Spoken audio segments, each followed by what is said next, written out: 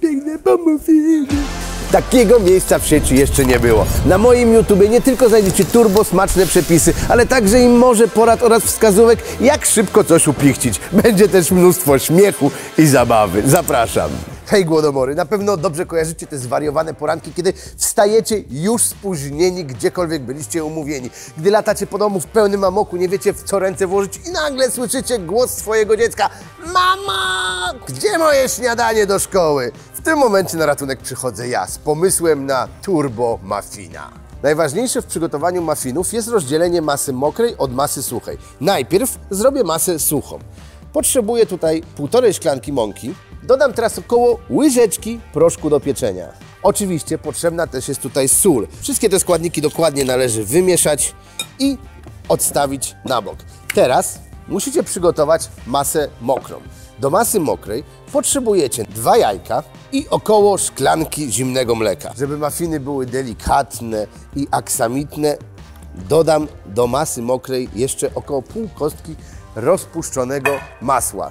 Masę mokrą, podobnie jak suchą, należy dobrze wymieszać. Tak powinna wyglądać masa mokra, czyli dobrze połączone ze sobą składniki tworzące aksamitną, jednolitą całość.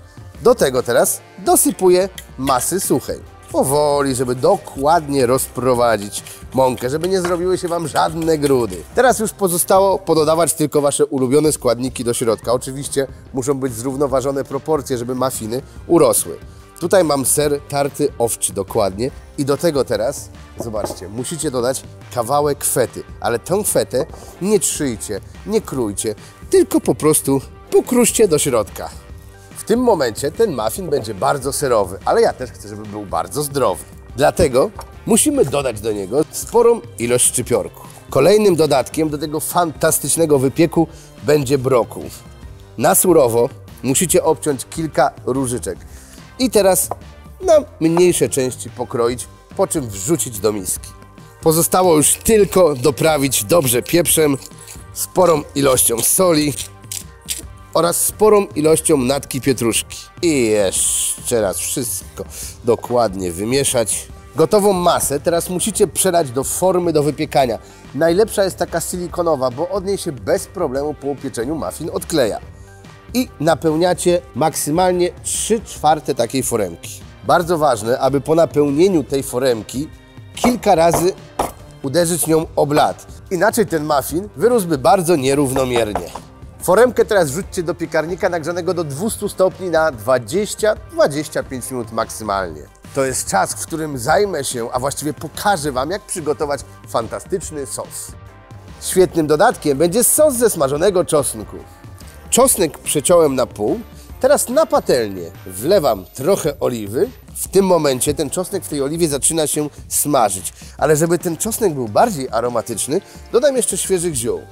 Tymianek i rozmaryn. Daję go tu naprawdę sporo. Czosnek już się pięknie przyrumienił od spodu. Niektóre ząbki mogły się delikatnie przypalić. One będą wtedy z tej strony gorzkie, ale można bardzo prosto obciąć tą część. I teraz najlepiej za pomocą widelca wydobyć te ząbki czosnku z środka łupin. Ząbki czosnku teraz musicie wrzucić do miksera, po czym dolać do tego gęstego greckiego zimnego jogurtu. Uważam, że sos czosnkowy powinien być lekko kwaskowaty. Dodam tutaj soku z cytryny. Jeszcze dorzućcie natki pietruszki oraz kilka listków mięty. Jeszcze tylko należy to posolić, odrobinę popieprzyć i przerobić na jednolitą masę.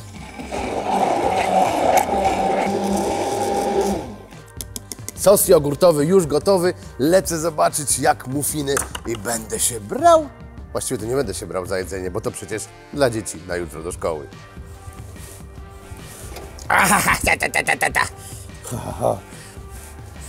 Wyszły idealnie wyrośnięte, do tego piękne, złociste z wierzchu.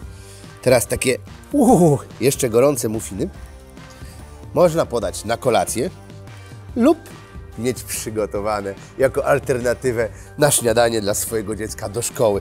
Słuchajcie, muffin się świetnie sprawdza, ponieważ on nie wysycha.